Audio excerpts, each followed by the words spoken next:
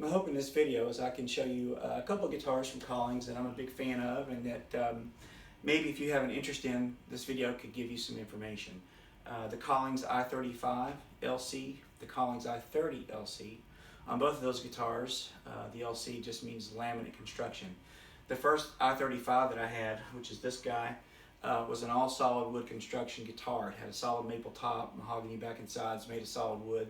The guitar was very alive, very resonant, and it's my understanding that it took a while for Mr. Collings to find pickups that he thought married up to the guitar real well, to take all the information that they were getting and then make a sound that he wanted to hear out of the guitar. The one I had was fantastic. It was beautiful. I had it for a number of years, shot several videos that are on my channel with it. When the LC version came out, I got interested in it, and as a lot of us do as guitar players, we're kind of interested in the latest greatest, and I did make a swap for an LC model, which is what this guy is. So the other guitar here that I want to talk about is an I30LC, which is a much newer guitar from Collings. In fact, it's only been out a little while for the public. It's been a passion of Mr. Collings for a few years now. Sadly, we lost him this year, and this guitar for me is a reminder of his commitment to just excellence and his passion for guitars, and for me represents one of the last projects that he worked on. So I'm honored, honestly honored to have it. So the similarities in the guitars are fairly obvious. They're the same footprint. The body shape is similar. Same woods. They both have mahogany necks, maple bodies that are laminate construction. So on my guitars, I ordered them specifically with a 60s profile neck, which is an option from Collings, no upcharge.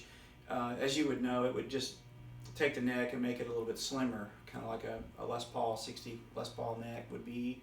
Certainly not a shredder neck, but for my hands, which aren't big, they feel real comfortable. There's not much shoulder on the neck, and it's not quite as fat in your hand, in the palm of your hand.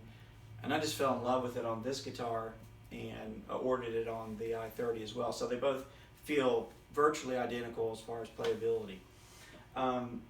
So I want to look at both of them and give you a few tones. My purpose in this video is not to play a lot of guitar, but to give you guitar sounds if I can.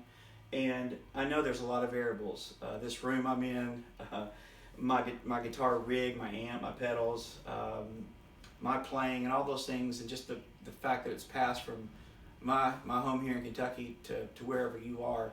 There's a lot of things that can change what we hear. But at least I'll do my best to do that, and at least it may give you some more information than's currently available, or in addition to what's available, that could help you if you're interested in one or both of the guitars. Let's start with the I35. So this is the I35LC. This one is a faded red, and this one was specifically ordered with a little more of a faded look, a little more orangey, if you would, fade to the guitar. Kind of after that Clapton 335 vibe, the Andy Summers vibe. This one was ordered with a bound fingerboard, which at the time was an option, which I really like. It kind of gives it kind of a Gibson vibe, that 335 bound fingerboard look. The only other thing about this guitar that you need to know is that typically Lawler pickups come in the guitars, and the ones that I had prior had Lawlers, and they were great pickups. I had videos with those as well, and I mean they were great in neck, bridge, both, no complaints.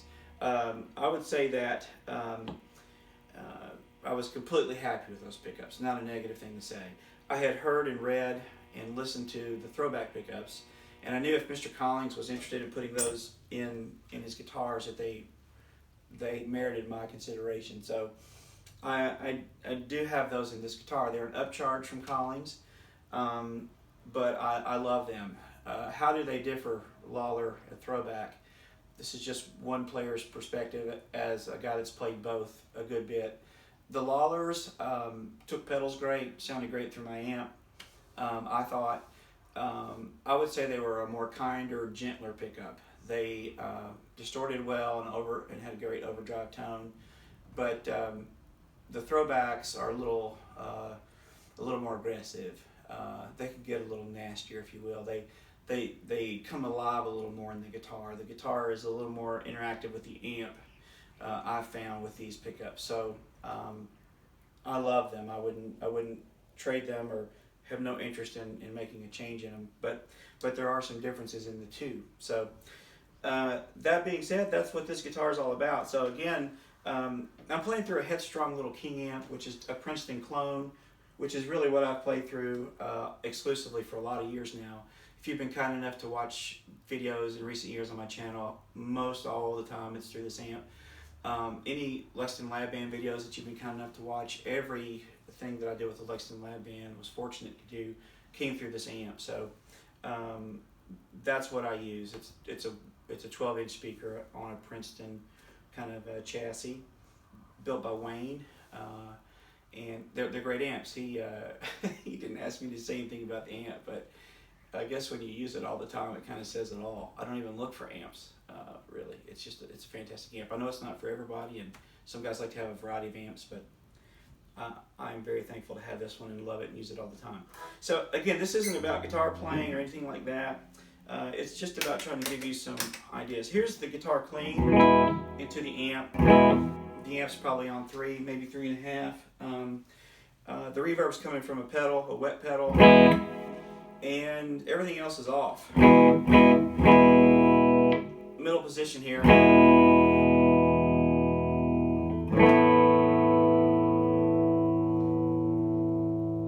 Guitar has a really good feel to it. It's got some, it's got some life in it. Here we go to the bridge.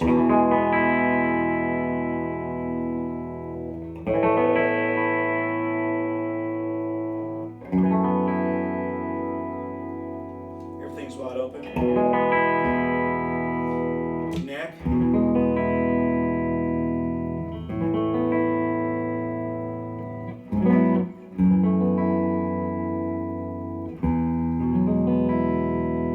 Okay, so what I usually use, people are kind enough to ask sometimes what I've used for lab band videos or things that I shoot here. I like a little bit of an RC booster by Exotic, so I'm going to add it in. Gives me a little bump in volume, but fattens the guitar sound up to my ear. That's pretty much always on for me. Now you can hear these pickups starting to drive that and starting to break it up.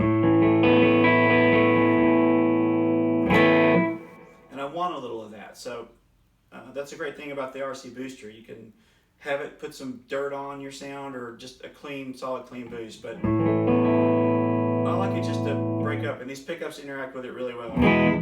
That's neck. Here's middle.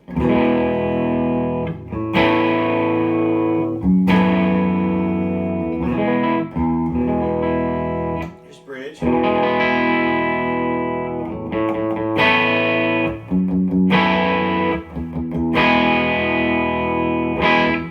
I also like just a taste of compression, not a lot. This is an SP compressor by Exotic.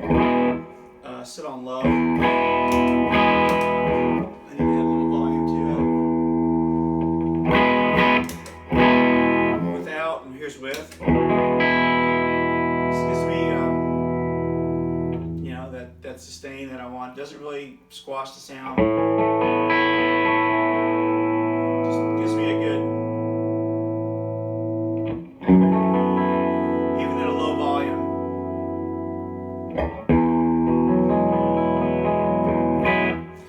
Then for most of what I do overdrive wise, I use a full drive 2.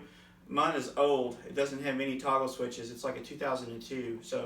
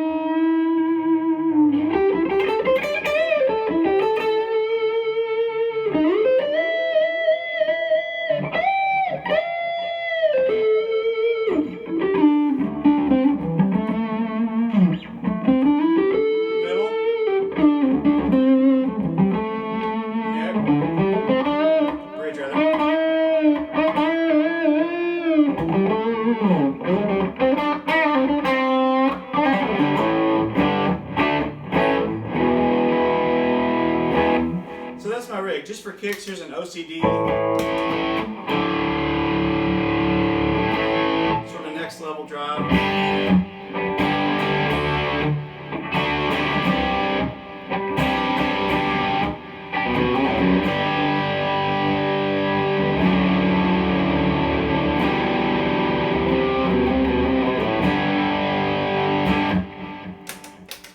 Okay, so that's the I35LC. Hopefully that gives you some ideas on it. Here's what it sounds like acoustically. Very light, very comfortable body size. This one has the aged finish, which, just a quick word on that. Collings doesn't take razor blades to their guitars. They don't drag them behind things. They don't hit them on poles or whatever.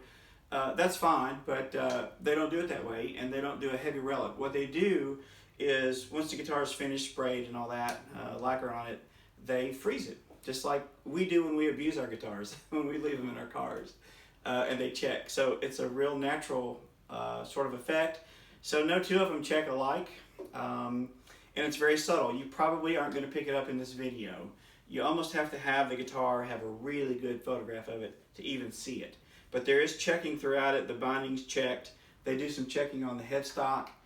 I haven't asked and they haven't told me, but the neck itself isn't checked, so it feels pristine. That's amazing to me, because the heel and things around it are checked. This is all checked. That's Collings secrets, I guess. Anyway, it's pretty amazing. So it has a dulled, dull patina on the silver. Here comes a truck, so we'll say hi to those guys. But it feels just like you've had it a long time. It doesn't look aged or abused in any way, but I really, really like it. So the aged finish is kind of a unique thing, the way they do it, and something that you might be interested in. I know it's a hot topic for guitar players. Okay, just to refresh our mind, let's do acoustics first. This is the I35. It's semi-hollow. It's got a block here. This is, going into the block. So it's like a 335. It's a semi-hollow guitar. That's sort of its natural voice. This is the I30LC, which is a newer build, and while we're thinking about it, here's its volume acoustically.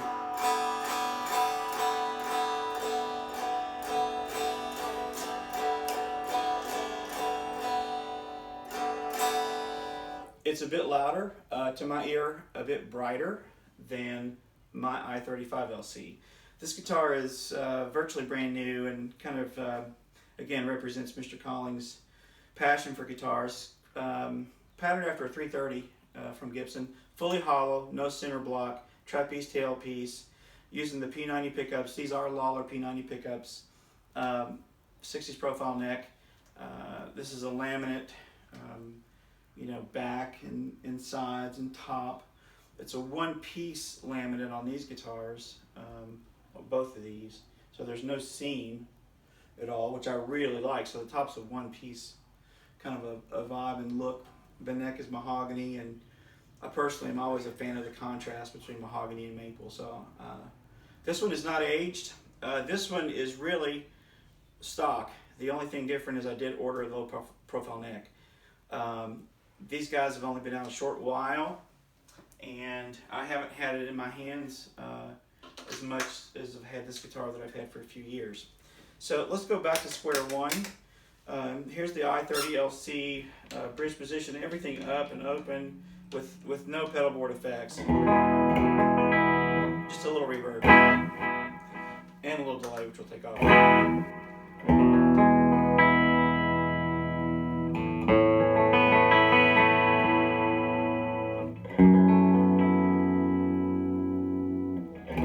And if you'll be kind enough to let me tune it, we'll both enjoy this maybe a little bit more. I will, for sure.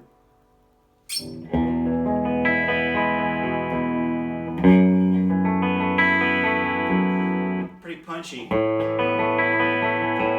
I would say more punch than these have the same strings, sonotone strings, same punch or same strings, same pick, but more punch. Again, going back to, I think it's brighter.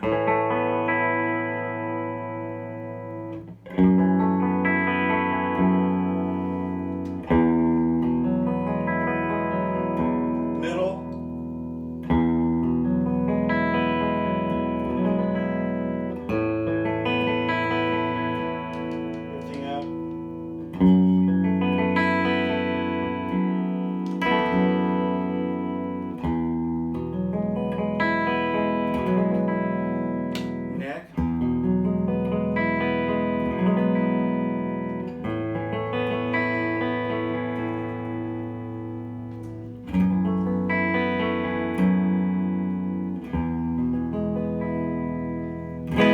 being fully hollow, I hear a lot more acoustic qualities in the guitar. The low E has a pop to it, more like an acoustic would to me, maybe. Not dramatic, but it's there to my feel and to my ear.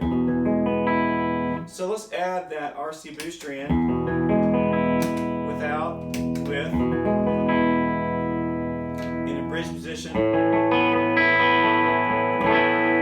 There's a little breakup there, but not as much as you would maybe expect from the humbucker pickup of the I35.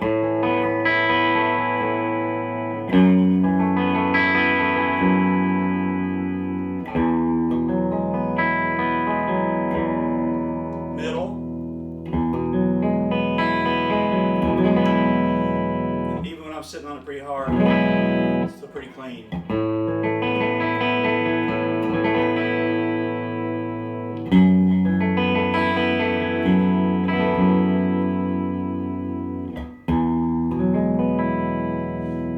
And neck.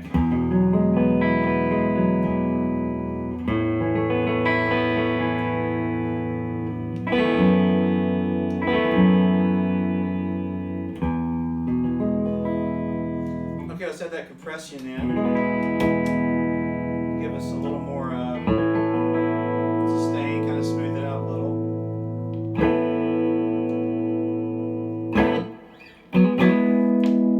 Let's just do a couple things here clean.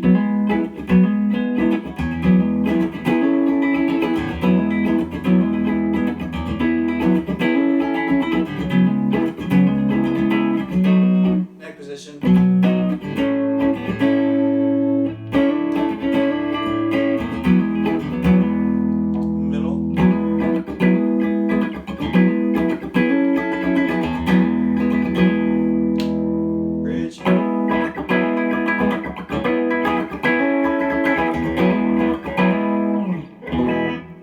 Okay, let's add that full drive 2 pedal to it. In the bridge position.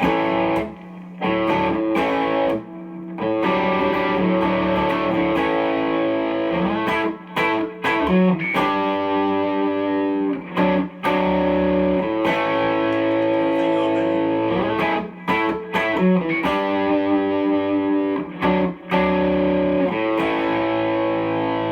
Middle.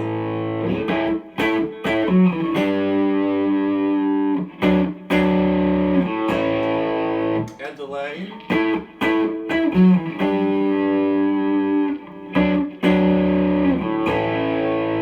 Neck.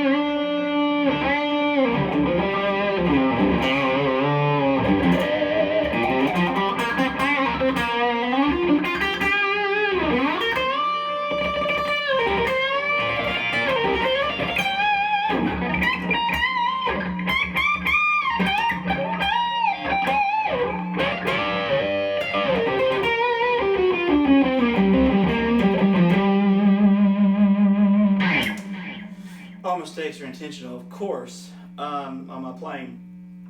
So there we are. That's the two guitars. People have asked early on how versatile is the I30LC, being fully hollow. I've not played it, full disclosure, at loud volumes. But at moderate volumes, no feedback issues at all. Is it going to replace a Telecaster? No. To my ear, no. I mean, you know, clean it up here. Could I do some country style tunes and riffs on it? Absolutely, you know.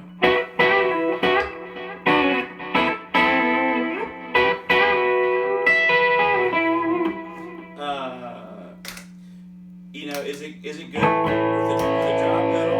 I think it sounds great.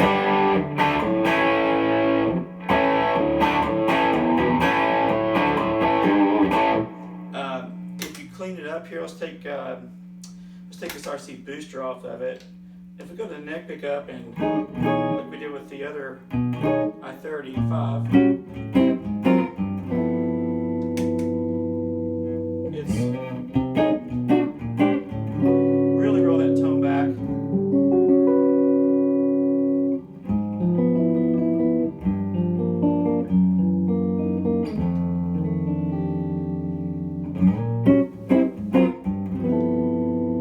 It's just a really pretty sound. If we put a little delay on that,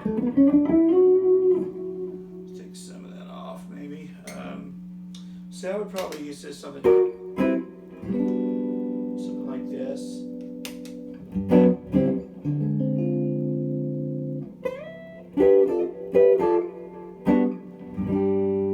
Give you back what I had here.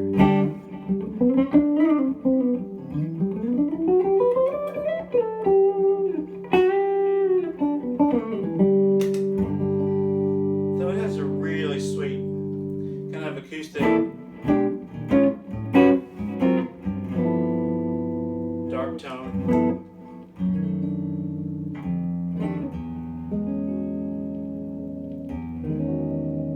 Yeah, I think it's a lot of sounds in one guitar. So there's the I35 in red, LC I30LC in natural finish, and you can get on their website and learn more. I know this has been a long video, but I hope it's been helpful. I'm very honored and thankful to have these guitars. I couldn't imagine owning guitars that I could be any more happy with. Nobody pays me to say anything on these videos, believe me. Nobody's shipping me guitars, chords, anything like that. So it's just one guy that's very excited. I've been playing Collings guitars for a good while, and have had a few over the years. And just tell you from my heart, they're a special company. Their passion for what they do is amazing. They have gotten where they are by building great instruments, not on a name that's been around for decades. Not that there's anything wrong with that.